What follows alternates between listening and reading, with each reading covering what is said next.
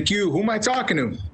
You're talking with Neil with the PR team, but you'll be speaking with a number of journalists from around the world today. All right, great. We'll go first to Sumik Dada with Sportskita. Your line is open. Hey, Calvin. Welcome back, and I hope you're doing well. Doing well, thanks. So you mentioned recently that your goal for 2021 is to go 3-0. Given that you get the victory over a former featherweight champion in Max Holloway, do you feel that the title shot should be your next fight?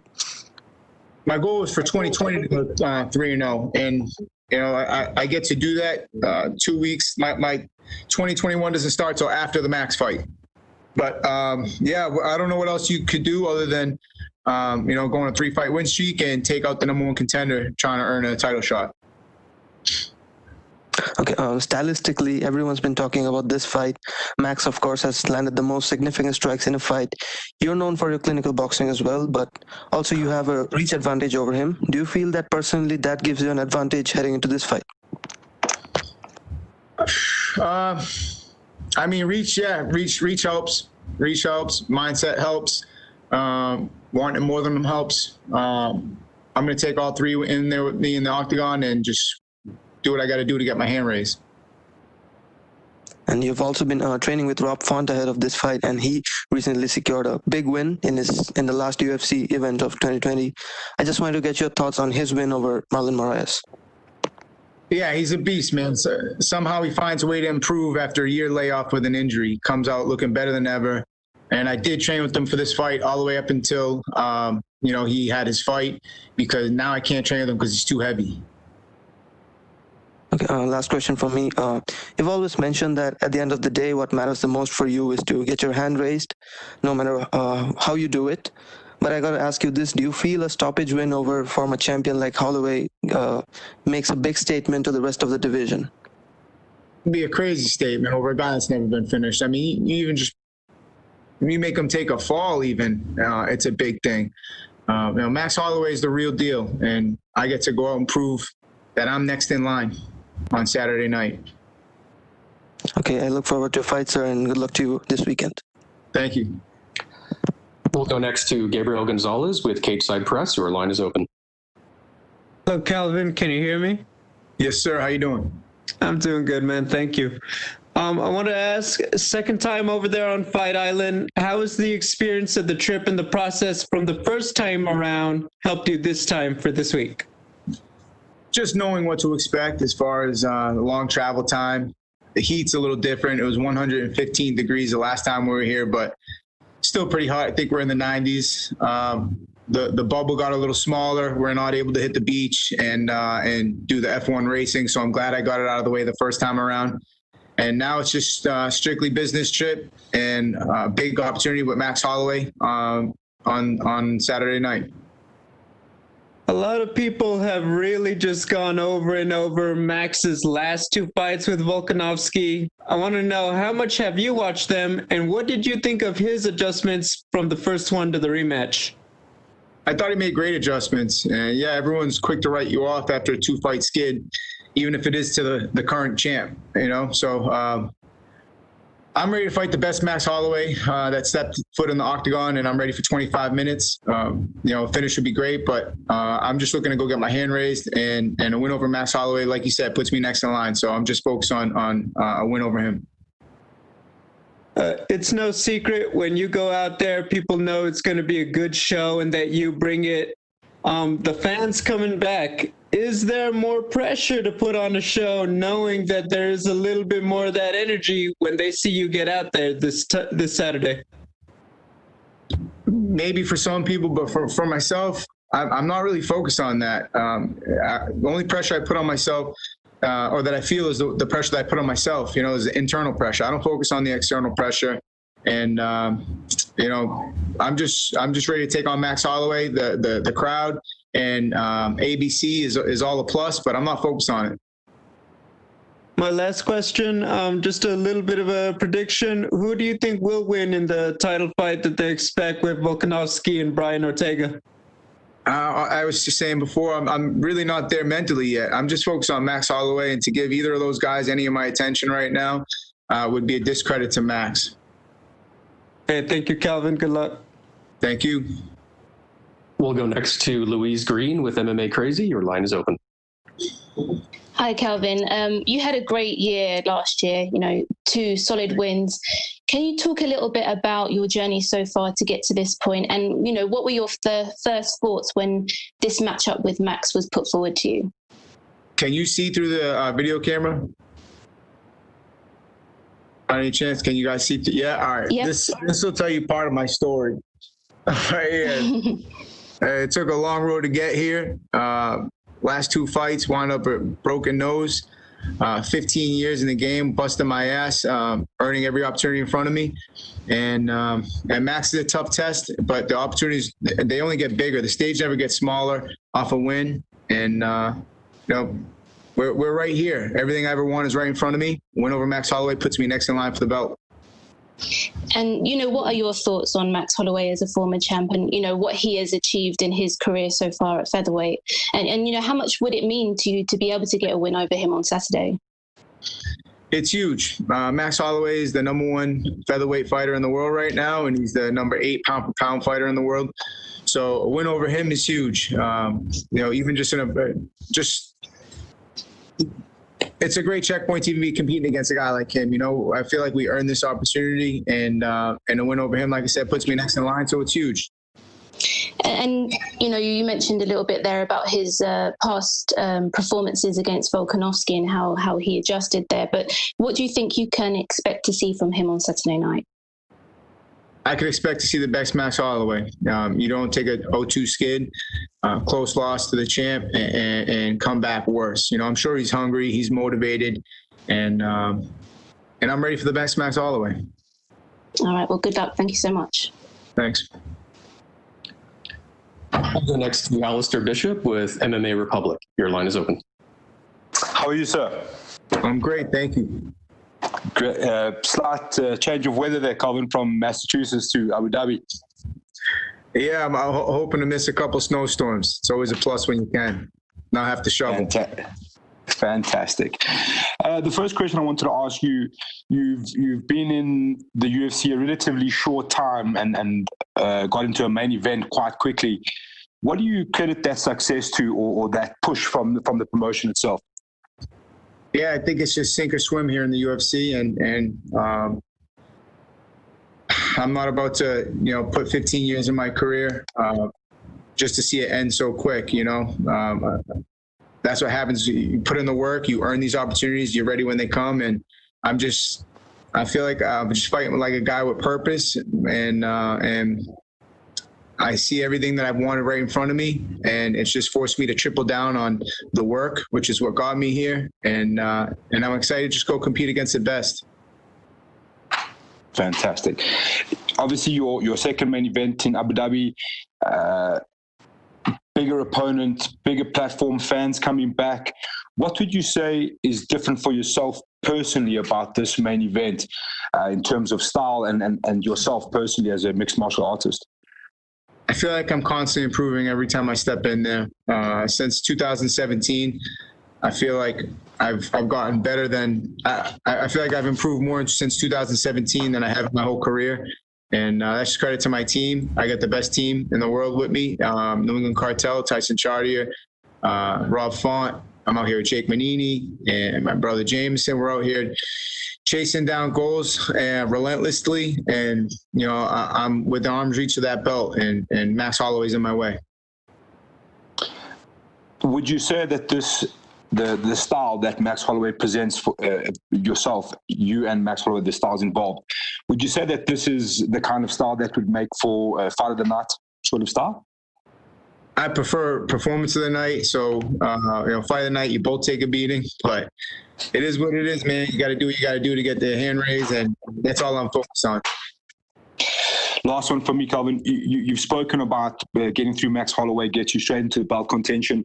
You mentioned a bit earlier on, I think in the week before, that a good KO over Max Holloway puts you perfectly in line for the title. Do you think a KO is necessary, or an emphatic win is necessary to put your hand up in a pretty stacked division? Not over Max. Maybe against weaker competition, you might have to look impressive, but a win over Max is impressive in itself. Perfect. Thank you, sir. Good luck. Thank you. We'll go next to Damon Martin with MMAfighting.com. Your line is open. Hey, Calvin. A lot has been said about, Max's place in the history of the featherweight division, and obviously no disrespect whatsoever to the current champ, Alexander Volkanovski. Is there something to be said that maybe you're facing, an even tougher challenge here, an even bigger fight with a guy like a Max Holloway? Meaning, is he coming more prepared this time? Meaning in terms of like the magnitude of this fight. I mean, he may not have the belt, but a lot of people believe he's the greatest featherweight of all time. Exactly, yeah. And for me, like I said, I always have that uncrowned champ mentality, and the win over Max Holloway gives me that. It's that people still think he's a champ, like you said. So I then would legitimately become the uncrowned champ, and then from there, it only makes sense to take on the winner of that fight coming up in February, March next. Generally speaking, one of the things that Max does so well is he really uses his cardio and conditioning to push the pace. And it seems like we've seen it in a lot of his fights. He actually ups the output in rounds 3, 4, and 5, which is typically what you're not supposed to do. Now, you're one of the few guys who actually seems to match that. You seem to, up your intensity and up your output as the fight goes on. Do you feel like that's actually something that actually makes this a better fight for you in a 5-round fight? Because again, Max is used as a weapon so many times, but you're actually one of the guys who seems to do that as well. Yeah, I think it all depends also, how efficient you're fighting. You can have the most in shape guys, look like it all depends, man. Sometimes the pressure gets to them and they get that energy dump, or they fight inefficiently and they look exhausted by the third round. Styles make fights. Like I said, we're prepared for the pressure and volume Max Holloway brings, and we expect to fight the best Max Holloway there is. And last one for me, Calvin. When you fought Zabit Magomedsharipov, kind of in a short notice main event, we saw how that third round went for you and how a lot of people believe if you had actually had more time, that would have been a big win for you. But that being said, when you think about that fight, over a year ago and then where you've come from then, can you kind of give me an idea like how much better you feel, how much more confident you feel going into a main event like this versus just that fight, a couple fights ago? Yeah, just that I've been here before now. This is my third main event. Even that fight, I think it was just minimal tactical errors. I don't think he really outclassed me. I think it was a close fight, and Max is coming off a close L right now. I'm sure he's hungry, motivated, but so isn't the guy that doesn't have all the accolades looking for that title. So it's going to make for a great main event. And the fans should be, excited about tuning in for this one, especially since it's for free and all next year the pay-per-view is going up. Thanks, Calvin. Yes, sir. Thank you. We'll go next to Omar Mert with S-Sport. Your line is open. How are you? Great. Thanks. How you doing? Thanks, man. MMA Junkie choose your coach as the coach of the year, Tyson Chartier. What would you like to say about your coach? Shout out MMA Junkie, knowing what's up. It's great. Tyson's got the same mentality as me and Rob. We're out here with something to prove, chip on our shoulder, and people think that this award probably happened for him overnight, but he's been in the game just as long, put in the work, put in the hours, and it's a credit to him and the work he's done to get this checkpoint for him, and it's well deserved. Some of the MMA fans think you can beat Zabit in a 5-round match. What do you think about this idea, this comment? Which ones don't? I'm kidding. What'd you say? I'm sorry. No. Okay. What do you think about this idea, this comment? Yeah, I mean, it's over and done. When I get the opportunity to go against him next, we'll see what's up. We'll see who, which we're right and which we're wrong. But I think, like I said, minimal tactical errors was wrong in that fight, and I'm excited to get another shot at him. Okay. Thank you, Calvin. Thank you. We'll go next to Jordan Ellis with Low Kick MMA. Your line is open. Hi, Calvin. I just want to ask you about Max. He's known for having, a granite chin. Does that kind of influence your tactics for the fight? You're known as a puncher. Do you maybe take some off the shots because he's probably not going to go down, or do you just try and test it? It's a good question, man. I wonder what he's thinking going against mine. I feel like I got the same problem he got. It's gonna make for a hell of a fight. And does your last fight against Dan Ige, does that prepare you for this fight? You know, another guy who just wouldn't go away. You know, you were putting it on him as the fight progressed, and you couldn't get rid of him. Yeah, those Hawaiians are tough, man. Dan Ige got a coconut head, man. He's a tough dude, and that's another one who's got that chip on his shoulder, fighting for something, you know. And anybody that steps in there, you know, fighting for a purpose, they're tough to take out. And I feel like every fight's prepared me for this moment. Okay, and a couple of people have just touched on the Max Volkanovski 2 fight, and you've kind of mentioned it was a close loss, but what did you make of the actual decision? Because it was quite controversial at the time. At the time, I could have thought it might have gone Max's way, but I did have to give the champ credit for stepping up in the 5th round, landing some late takedowns. But yeah, close fight, could have went either way, and that's what happens when you're fighting the best guys in the world. That's why I don't put too much stock in the fact of him going 0-2 in his last 2, and I'm prepared to fight the best Max Holloway that's stepped in the octagon on Saturday. Yeah, just finally from me, on Saturday, you know, have you given yourself a chance to, you know, think about where to win, what you do when you get the mic and it's the biggest moments of potentially your career? Have you thought about that moment and what you might do with it? Hopefully I don't do something stupid, but I visualize getting my hand raised and the mic, but I don't know what I'm gonna say when I do it. I just visualize getting my hand raised, and you got to earn that opportunity to speak in the mic, and I always keep that in mind every time I step in there. So I don't get ahead of myself. Got to get the hand raised first. Okay, well, good luck. Can't wait to watch. Thank you. We'll go next to Cote Cruz with Fordwin MMA. Your line is open. Hey, Calvin, do you hear me? Yes, how you doing? I'm doing fantastic. Thank you for your time. You've coming from a very successful 2020 for you and your team. 2 wins, 1 tremendous stoppage in your fight against Jeremy Stevens.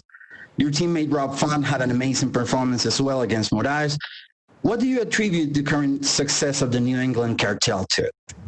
Hard work, day in, day out. Just keep our head down, go to work every day. These opportunities don't just appear, you know, you got to go out and get them. And yeah, I thought he looked great. I thought to have that year layoff, somehow this kid finds a way to improve. And I know he's the best bantamweight in the world. You guys just, you know, you guys are finding out now, and he just needs the opportunity to go out and prove that. And I think he did in his last time he stepped in there. You've said coming into this fight that you're in the right place, right where you want to be. Right now, you're coming back to Fight Island, a place that seems to have some very special properties in terms of getting a guy over, right? A big win here can take a fighter to new heights. Now that you're the main event and the return of the organization to Abu Dhabi, what kind of feelings does this bring up to you during fight week? Just really, I try not to really think about all that. I just think I simplify it. I just focus on Max Holloway, tough fighter, and I got to go out and be the best Calvin Kattar there is to get the job done. That's it, plain and simple. I just got to go out and be the better fighter.